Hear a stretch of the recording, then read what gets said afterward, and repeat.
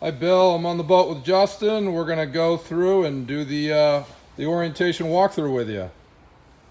All right, Bill, so when you get on the boat, your battery switch is going to be under this aft seat here, up against the wall. The battery switch has got two positions, on and then combine. You're going to want to use on for the majority of the time. The only time you're ever going to have to use combine is if, say, you're at a sandbar for a long time and you don't have the motors running and you go back at the end of the day and the boat won't start. It's really the only time you'll have to use combine. So we're going to turn it to on. You have three main breakers here. It's just the beeping for the GPS. This is the VHF, Bill, and you need to set it up. It beeps until you set it up with an MMSI number, which you can call into, I think it's Boat US, with the number while you're on board, and then they can set that up so that if you ever have a distress, it will go to the actual VHF. So until you do that, it beeps. Your choice if you want to do that or not. Some people do, some don't. All right, so back to our breakers here. We have three main breakers. You have one for the cabin, one for the dash, and then one for the windlass. You can always leave these on no matter what. Just if you go to do something and it does not work, just to check to make sure they're not tripped, because if they're tripped, they'll kind of be in that position or kind of in between. So to have them on, they'll be straight down. And also to the left of that, you have another little plastic cover. And there's fuses behind that for some other small systems. All the Coast Guard equipment's on board, as you can see. Life jackets, throwable cushion, first aid kit. There's a fire extinguisher in here as well as down below. Obviously you can set it up where you want everything, but there is a full kit on board. All right, so up at the helm, it's a pretty basic setup. You have another panel for your bow thruster. So to turn that on, you hit this switch, you'll see the red light, and then you have a joystick for left and for right. Turn it back off, you're going to hit that button again, and your red indicator light will go out.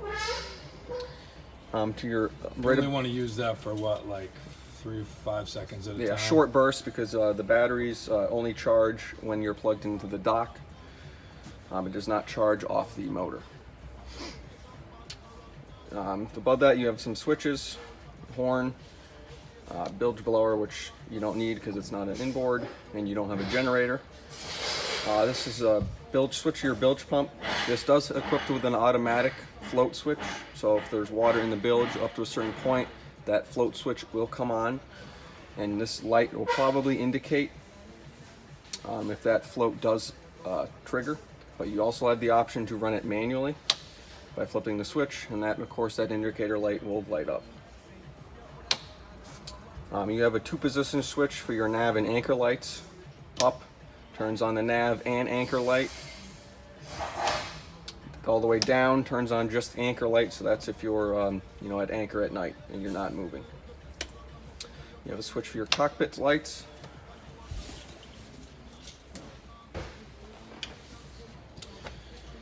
To the right of those switches, you have a switch for your wiper. You can ignore the underwater switch lights because the boat does not have underwater lights. Regal does a nice thing with their power arch. So you have a switch for the arch. You will lay it down and up, and it goes down pretty far. That comes in handy if you're going under a low bridge, and of course for us at the end of the year when we pull the boat out and trailer it. You have 2 switches here for your windlass. This one with this red button is the on switch for this switch. You have to kind of push this red button up and then, it's down, and then push that switch. This windlass switch will not operate without this switch being on. Safety feature, right? So you don't hit it by accident. So then of course you can operate the windlass from here. You also have 2 buttons up at the front there by the anchor, which we'll go over that in a minute. You have down here, you have 2 buttons for your trim tabs. These will only work with the ignition key on. And that moves the bow up and down. You know, you can tilt the boat left and right. You know, it depends on how you have the boat loaded and kind of how you like to run the boat. Down here is your ignition switch. To the left of that, you have a cigarette lighter. And there are 2 sets of keys, Bill, one here and one in the owner's bag. This boat is equipped with a fire gasoline fume detector. That's light's always going to be on. It'll be in green. It'll be yellow, which is the middle button if there's a fault in the system, and of course it'll say red if there's a danger. But you really won't have a problem with that because 1, you don't have a generator, and 2, you're not running IO. Kill switch here on the throttle. Safety lanyard there, just like your other boat. You need to have this safety lanyard in place for the engine to start. Obviously, if you're running offshore and you want to be safe, you can plug that to your belt. Here you got the VHF. That'll run with the battery switches on. You don't have to have the ignition on. It's pretty simple to use. Garmin makes a very nice VHF, and of course Garmin GPS, which we'll go over that right now. This has some pretty cool features. This whole boat is all tied into this screen. So you have fuel gauges. Your engine is also tied into this, so you can pull up the Yamaha screen, and I'll show you your battery voltage, oil pressure, engine temp, boat speed, your economy for the engine, and all sorts of other small little features that you'll definitely discover. You can also control the stereo off of this screen On the media. under the media section. And of course there's also another control panel for the stereo down in the cabin. Show them the GPS. Combo charts. You have a variety of charts you can choose from for the GPS.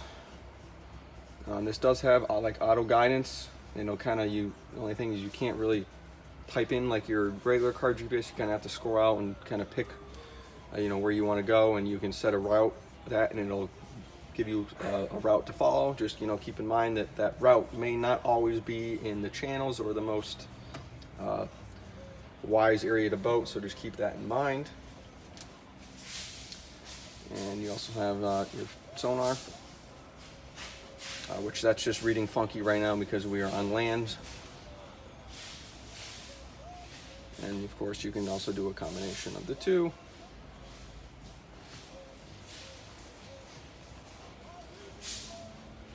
Yeah, this will be pretty similar to what you had before, Bill. There also is all Garmin and Regal puts all the information online. We put this on your checklist too, but right there's a scan QR code you can scan, and that will bring you to all the owner's manual for the GPS.